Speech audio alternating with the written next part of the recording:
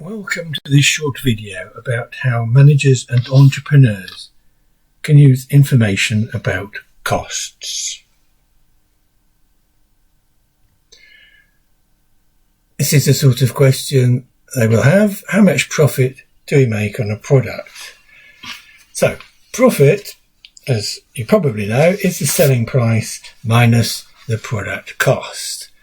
Now, the selling price you might understand, but we're looking at how you work out the product cost.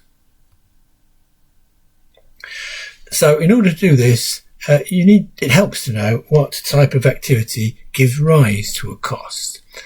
And it can be analysed into four different types.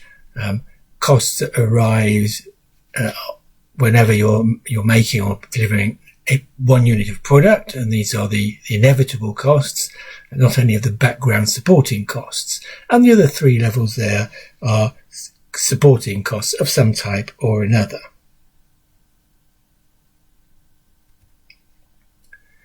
So the product cost is the unit level cost, and all those other costs added together, the non-unit level costs.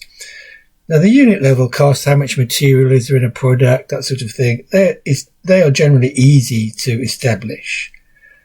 So we're going to look at the non-unit costs. And to determine the non-unit cost, we have to examine the resources consumed by a product if the business produces more than one type of product. Right, so here's an example. We've got a business here, and part of their costs is equipment maintenance, which costs them £50,000 a year. They have 100 breakdowns a year, so that's £500 a breakdown. We're looking at one product, product A, which has usually about 20 breakdowns. So that is 20 times the £500, that's £10,000. Okay, they make 20,000 units of product A in a year. So the £10,000 needs to be spread over the 20,000 products, and that works out at approximately 50p per unit. Now, assume we did this for the others, and the other non-unit costs came to £7.50 per product. Let's work out the cost of product A. Right, the unit level costs are material and labour. So the material is going to be 0.1 times 20, which is 2, and the labour is going to be 0.1 times 15, which is 1.5. So down at the bottom, there's your 2 and your 1.5 and the 20p for other costs. And at the top, you've got the maintenance we calculated a moment or two ago, 50p, and the others we could have done in the same way as £7.50. So that tells us that the cost of product A is £11.70. This approach to working out the cost is sometimes known as activity-based costing. Because most businesses have many non-unit costs, activity-based costing can be complex and expensive. So most businesses simplify the process. You might say they oversimplify it, because they assume that all the non-product costs are just driven by one activity.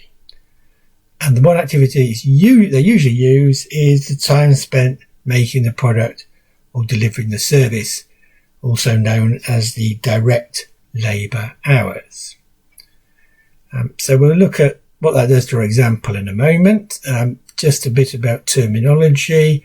The traditional naming has been direct and indirect costs, but for our purposes, the direct costs are pretty much the same as unit level, and the indirect costs, the definition of those is basically the costs which are not direct. So returning to our example, down at the bottom there, the material, labour and expense have not changed, but for the indirect costs, we assume that this calculation about labour hours has been done, and they've worked out that all their overheads average £70 per labour hour. So all you do is you take your £70, multiply it by the 0.1 hours we know it takes for this product, and you get £7. And this gives us our product cost of £10.70. Note that this is different from the activity-based cost because it is more approximate. This simplified approach is usually known as absorption costing. Total costs using this approach are used for valuing stocks, pricing, medium to long-term pricing, and calculating profit because approximation is acceptable. But it's not suitable for the things that managers are more likely to do, which is short-term decision-making, pricing where there is price competition, and comparing profits internally.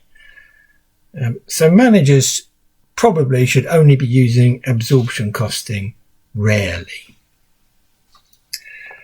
And that's it. I hope you found this video useful. Further details can be found in the book by Ralph Whitaker. Thank you.